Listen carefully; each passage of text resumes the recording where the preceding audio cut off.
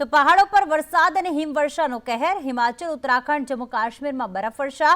કેદારનાથ ધામમાં બરફના જાડા થર જામ્યા છે। કેદારનાથ ધામમાં સતત બરફવર્ષાથી જાણે સફેદ ચાદર છવાઈ ગઈ। કેદાર વેલી 4 ફૂટથી વધુ બરફથી ઢંકાઈ ગઈ છે। ઉત્તરાખંડમાં મુનશિયારી, ઉત્તરકાશીમાં બરફવર્ષા। હિમાચલ પ્રદેશમાં શિમલા, મનાલીમાં ભારે બરફવર્ષા। કુલ્લુનું બિજલી મહાદેવ ધામ બરફથી ઢંકાઈ ગયું છે। હિમાચલના પહાડી વિસ્તારોમાં લાહોલ સ્પીતિમાં હિમવર્ષા થઈ રહી છે। લાહોલમાં ભારે બરફવર્ષાના કારણે રસ્તા પણ બંધ થયા છે। જમ્મુ કાશ્મીરમાં પણ હિમવર્ષા સતત યથાવત। શ્રીનગરના રસ્તાઓ પર જામ્યા બરફના થર। શ્રીનગરનું તાપમાન ઘટીને -0.4 ડિગ્રી થયું। ગુલમર્ગનું -10 ડિગ્રી, પહેલગામનું -11.9 ડિગ્રી તાપમાન થયું છે।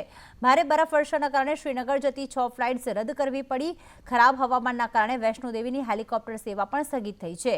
હિમાચલ પ્રદેશમાં બરફવર્ષાના કારણે 645 રસ્તા બ્લોક થઈ ગયા। 280 બસ રૂટ્સ પર હિમાચલ પ્રદેશમાં પ્રભાવિત થયા છે। શિમલા, મનાલી, નારકંડામાં લઘુત્તમ તાપમાન માઇનસમાં પહોંચ્યું। તો ખાસ જ્યાં જુઓ ત્યાં બરફની ચાદર હાલમાં હિમાચલ પ્રદેશમાં જોવા મળી રહી છે, ઉત્તરાખંડમાં જોવા મળી રહી છે, જેના જ કારણે હેલિકોપ્ટર સેવા હોય કે હવાઈ સેવા હોય, ટ્રેન સેવા હોય કે બસના રૂટ હોય તે પ્રભાવિત થયા છે। કેદાર વેલી 4 ફૂટથી વધુ બરફથી ઢંકાઈ ગઈ છે। પહાડો પર બરફવર્ષા અને વરસાદના કારણે ક્યાંક ત્યાંના જીવન ઉપર સીધી અસર થઈ છે।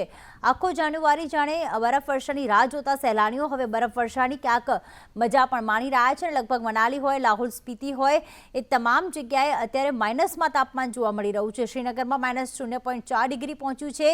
પહેલગામમાં -11.9 ડિગ્રી તાપમાન નોંધાયું છે અને ક્યાંક કેદારનાથ ધામમાં તો બરફવર્ષાથી હાલમાં બરફના જાણે જાડા થર જામી ગયા હોય તેવા દ્રશ્યો પણ જોવા મળી રહ્યા છે।